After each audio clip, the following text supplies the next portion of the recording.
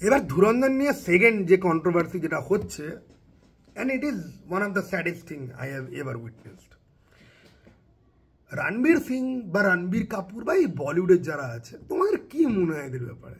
এরা কারা? এরা কি? এরা বই পড়ে? এরা মানুষের কথা ভাবে? এরা মানুষের খবর রাখে? না, এরা privilege Sans of bitches, literally. এদের বাপ দাদা সুপারস্টার। রণবীর সিং একবার সেই বলেছিল না, আমাদের কম পয়সা ছিল, গরমের ছুটিতে আমরা মাত্র ইউএসএতে ঘুরতে যেতাম। এদের সাথে সাধারণ মানুষের কোনো অ্যাঙ্গেল থেকে কোনো তুলনা চলে? নেহাত মানি বিগেটস মানি। এদের কাছে পয়সা আছে বলে এরা বলিউডে আছে। তোমার বাবা যদি বিজনেসম্যান হতো না, তাহলে তুমিও বলিউডে থাকতে ভাই। এবার তুমি বলবে এদের ট্যালেন্ট নেই। সবার কীরকম গড গিফটেড অভিনয়ের ট্যালেন্ট থাকে। আরে সাধারণ মানুষ ডেইলি লাইফে অফিসে বসের সামনে আর বাড়িতে বউয়ের সামনে আর পাড়ায় বন্ধুর সামনে এর থেকে বেশি লেভেলের অ্যাক্টিং করে। সাধারণ মানুষের থেকে বড় অ্যাক্টর কেউ হয় না। ফলে এসব অ্যাক্ট্রেসদেরকে না মাথায় চড়িয়ে ভগবান ভাবা বন্ধ করো। They are nothing. They are actually less than freaking nothing. That the truth. ঠিক আছে? তুমি এদের থেকে বড় অ্যাক্টর। তুমি 6 মাস জিম করো আর 8 মাস প্রপার ডায়েটে থাকো, তোমাকে দেখতে এদের থেকে বেশি সুন্দর হবে। ওকে? আমি যখন জিম করতাম না, আমার জিমে কিছু ছেলে ছিল, ও নায়ক ফেল ওদের সামনে। ঠিক আছে? 1 বছর 2 বছর অ্যাক্টিংয়ের ট্রেনিং দেওয়া যদি হয়, তাহলে ওরা অ্যাক্টিংও ছাপিয়ে যাবে। যাই হোক, সাধারণ মানুষ নিজেকে সাধারণ মানুষ বলে সাধারণ করে রেখেছে। সাধারণ মানুষ নিজেকে সাধারণ মানুষ ভেবে নিজের অসাধারণ পোটেনশিয়ালগুলোকে নিজে লক করে রেখেছে। সমাজবদ্ধ জীব বলে নিজেকে নিজে ডমিনেট করে, ছোট করে, আন্ডারমাইন করে, আন্ডার এস্টিমেট করে রেখেছে। সাধারণ মানুষ ভগবানের পুজো করে, নিজে ভগবান হওয়ার চেষ্টা করে না, বা বুঝতে পারে না যে তার মধ্যে ভগবান হওয়ার ক্যাপাবিলিটি আছে। সে চাইলে নিজের পোটেনশিয়াল আনলক করতে পারে, কারণ সাধারণ মানুষ দেখে তালি মারতে চায়। অদ্ভুত ভয়েরিস্টিক প্লেজার। কিসের রে এত ফিল্ম ডিরেক্টর আর ফিল্ম তাদের নিয়ে? কে এরা ঝাঁটের বাল? পয়সা রয়েছে বলে হতে পেরেছে, অ্যাজ সিম্পল অ্যাজ দ্যাট। না থাকতো পয়সার কে হতো? কিছু হতো না। একটা হাবাসি কুত্তা রণবীর সিং, কে একটা হাবাসি কুত্তা। ওই এআইবির ইয়েতে ওরা যখন বলছিল, ঠিক আছে, যে কার কি হ্যাবিট রয়েছে, একটা হাবাসি কুত্তা, একটা অ্যাটেনশনের ভুকা কুত্তা, যে রণবীর কাপুরকে দেখে ইনসিকিউর হয়ে জেলাসিতে মরে। রণবীর সিং ভালো অভিনেতা, আলাউদ্দিন খিলজি টেরিফিক পারফরমেন্স, তুমি লুটেরার মতো ফিল্ম তুলে না, টেরিফিক পারফরমেন্স। ব্যান্ড বাজা বারাতি ছিল অনুষ্কা শর্মার সাথে, দারুণ সিনেমা, আমার খুব প্রিয় সিনেমা। কিন্তু ও কে? কখনো অ্যাটেনশনের জন্য ল্যাংটো হয়ে ছবি তোলে, কখনো ক্রস ড্রেসিং করে। আমি কালকে শান প্রেসারের ভিডিওটা দেখছিলাম। শান প্রেসারের ভিডিওটা দেখে আমি ভাবছি যে ভাই কিচ্ছু ভুল বলছে না, একদম ঠিক কথা বলছে। এরা খালি ফেক করে। এরা যে সিনেমাতে অভিনয় করে, এরা কটা সিনেমা দেখে? You know what? অর্জুন কাপুরের ইন্টারভিউ দেখবে। Arjun Kapoor is far more sensible than this guys. Arjun Kapoor যে সিনেমা ভালোবাসে, প্রচুর ভালো ভালো সিনেমা দেখেছে। অর্জুন কাপুরের একটা ইন্টারভিউ ছিল, আমার চ্যানেলটা মনে পড়ছে না। এক্সপেক্টই করি না অর্জুন কাপুরের মতো যে একটা প্রত্যেক মুহূর্তে ট্রোল হয়, তার থেকে এরকম লেভেলের কনভারসেশন। এই সুরের বাচ্চাটা দেখো তো, এই সুরের বাচ্চাটা দেখো, কখনো পদে পিঞ্চ করবো, কখনো হিজড়ার মতো হাবভাব করছে। এবার এ যে দেবী চামুন্ডাকে, ঠিক আছে, বলবে যে ফিমেল ঘোস্ট এবং ওরকম হাবভাব করবে, এর মধ্যে সারপ্রাইজ আর কিচ্ছু নেই, কিচ্ছু নেই। ওর দীপিকা পাড়ুকোনকে প্রপোজ করা, দীপিকা পাড়ুকোনকে সবার সামনে বিশাল ভালোবাসি দেখানো, সব নাটক। ওগুলো সব নাটক, দুটোই ক্যারেক্টারলেস। দীপিকা পাড়ুকোনের কথা তো বাদই দিচ্ছি আমি, ঠিক আছে, সে তো নিজেই নিজেকে এক্সপোজ করে দিয়ে তো আছে বসে। আর এআইবিতে রঘুরাম, রোডিজের রঘুরাম, একে নিয়ে যে জোকসগুলো বলছিল, এ খ্যাক করে হাসছিল, ওটাই ওর রিয়ালিটি। এবং বর বউ দেবা দেবী দুজনেরই এখন প্রচুর ডিমান্ড। দুজনেই 5-6টা ভ্যানিটি ভ্যান নিয়ে যায়, তারপর সিনেমা ক্যান্সেল করে চলে আসে। বউ তো রোজ লাত খাচ্ছে ওই প্রজেক্ট এই প্রজেক্ট থেকে, বরেরও তাই হচ্ছে। এবার এই দুই ইগোর পাহাড় এরা কি করেছে তাও ভাই দীপিকা পাড়ুকোন রণবীর সিংয়ের থেকে ক্রেডিবিলিটি অনেক বেশি। দীপিকা পাড়ুকোন লাইফে প্রচুর ভালো সিনেমা করেছে, রণবীর সিংয়ের তো সেটাও নেই কেরিয়ারে। ওই সার্কাসের মতো ঝাঁটের বালের সিনেমা। জয়েশ ভাই জোয়ারদার, কে দেখতে গেছিল কে জানে, ঠিক আছে। ওর কেরিয়ারের তো হাম্পুর লেগে গেছে বহুদিন ধরে। সেইখানে দাঁড়িয়ে শানপ্রসাদের প্রথম কোয়েশ্চেনটা সব থেকে ভ্যালিড। ভাই তোমার কেরিয়ারের ওপর দাঁড়িয়ে, তোমার কেরিয়ার এই সিনেমাটার ওপর দাঁড়িয়ে আছে, আর তোমার এই যে মুখ চালানোর যে রোগ, এটা কবে থামবে? আর রণবীর সিংয়ের এই স্টেটমেন্টটা থেকে আরও একটা জিনিস বুঝতে পারা যায় যে সেকুলারিজমের ঠিক কতটা ভুল চর্চা আমাদের দেশে হয়। সেকুলারিজম মানে কিন্তু এই নয় যে আপনি একটা ধর্মকে আপনি তোষামত করুন, একটা ধর্মের সব ভালো, তাদেরকে নিয়ে কোনো জোকস বলতে পারবেন না। যেরকম কুনাল কামরা বলে, all they have is their faith, they are only 20%। Kunal Kamra ওদেরকে নিয়ে কোনো জোকস বলতে পারবে না, কিন্তু মেজরিটি রিলিজিয়ানের লোককে নিয়ে যা খুশি তাই বলতে পারবে, কোনো অসুবিধা নেই। সেকুলারিজম কি এই কথা বলে?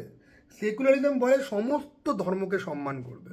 রকি ভাই যেটা বলেছিল কেজিএফ চ্যাপ্টার 2-তে একটা ডায়লগ আছে,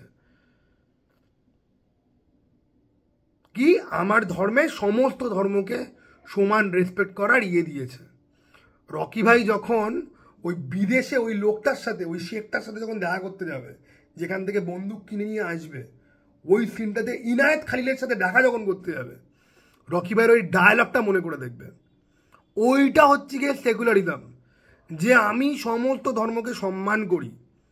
এবার যখন কোনো ধর্ম অন্যায় করবে, যখন রিলিজিয়ান বেস ক্রাইম হবে, তখন সবাইকেই আমি ক্রিটিসাইজ করব।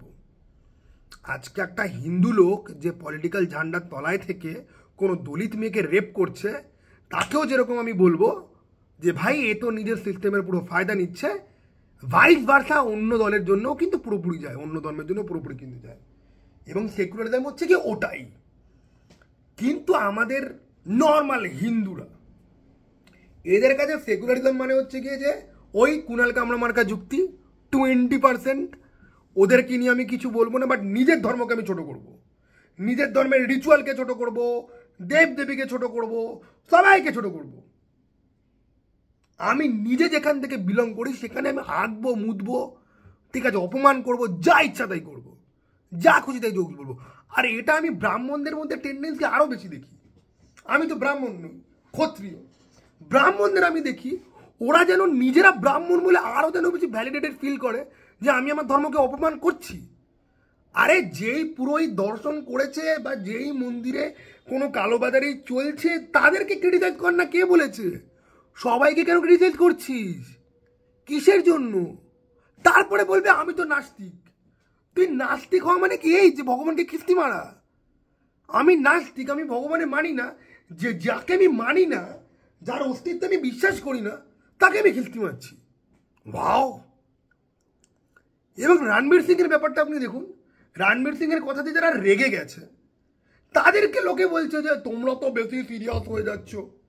আমারও না শুরুতে মনে হচ্ছিল যে বেশি সিরিয়াস হচ্ছে, তারপরে আমি পুরো ইয়েটা দেখলাম, দেন শানপ্রসাদের ভিডিওটা দেখলাম, আর দেন আমার মনে হলো যে না ভাই, আর তুই কত, তোর তো এরকম তো প্রথমবার না, এর আগেও বহুবার হচ্ছে, আর কত এতগুলো শো লেগেছে, কোনো শো কিন্তু অরেঞ্জ কালার মার্কে নেই, কোনো শো কিন্তু হাউসফুল হয়নি ধুরন্ধরের, ঠিক আছে।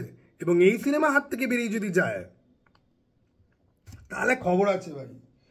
আর এই ছাগলের বাচ্চা এক্সপেক্ট করে যে এটার পরে ওকে কান্তারা থ্রিতে কেউ কাস্ট করবে, তোকে ভিলেন হিসাবে কাস্ট করে ঋষভ শেট্টি মুখ পেছিয়ে লাথি মারা সিন যদি রাখে, তোর ইগোতে পোষাবে তো? হ্যাঁ, তোর দেবী মূর্তির ইগোতে গিয়ে পোষাবে তো ভাই? যেমন দেবা তেমন দেবী, ঠিক আছে। এদের ভ্যানিটি ভ্যান গোটা টিম মানে পুরো ভিখারি যোজনা চলছে।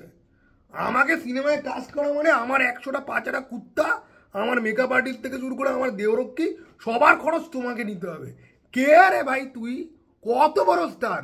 কটা 1000 কোটির সিনেমা দিয়েছিস, কটা 500 কোটির সিনেমা দিয়েছিস, কটা 800 কোটির সিনেমা দিয়েছিস, কটা সিগনিফিকেন্ট ফিল্ম দিয়েছিস ভাই, কয়েকটাই আছে হাতে গোনা। ঠিক আছে, তার অহংকারে মাটিতে পা পড়ছে না। আমি কালকে শানপ্রচারের ভিডিও থেকে জানতে পারলাম কি ব্রহ্মরাক্ষসের শুটিং সেটে নাকি 5টা ভ্যানিটি ভ্যান নিয়ে বাবু নাকি চলে গেছে, তারপর প্রডিউসার সিনেমাই ক্যান্সেল করে দিয়েছে। বেশ করেছে, একদম বেশ করেছে। এদের মতো 4 অক্ষরের বাচ্চাদের সাথে এক্স্যাক্টলি এটাই করা উচিত। ঠিক আছে, অকারণে না বুঝে না ইয়ে করে, আই ওয়াজ জাস্ট জোকিং রে। সময়রাও নাও হাম্পু খেয়ে গেছে জোক করতে গিয়ে। এখন যারা ডিসেবলড তাদের চ্যারিটির জন্য সুপ্রিম কোর্ট ওকে বলেছে টাকা তুলতে, সেটাও তুলে দেবে, উনি জেব থেকে দিয়ে দেবে। কিন্তু সময়রানের মতো ছেলেদেরকে কি মনে করেন খুব একটা বেশি শিক্ষা দীক্ষা হয়েছে? শুধুমাত্র সেটব্যাক। এদের কাছে অপমান করাটা কুল, মিমিক করাটা কুল। আরে মিমিক কর না, সেরকম সেট আপে করতে হয়। এবং আমি শানপ্রচারের ভিডিওটা থেকে অবাক হয়ে গেলাম যে ওকে ঋষভ শেট্টি বারণও করেছিল ডোন্ট ডু ইট। এই যে সাউথের স্টাররা কিন্তু খুব একটা ভালো নয়, এরা কিন্তু খুব অ্যারোগ্যান্ট হয়। এরা কিন্তু নর্থ ইন্ডিয়ানদেরকে কিন্তু প্রচুর অপছন্দ করে, তামিলদের কথা তো ছেড়েই দিচ্ছি আমি।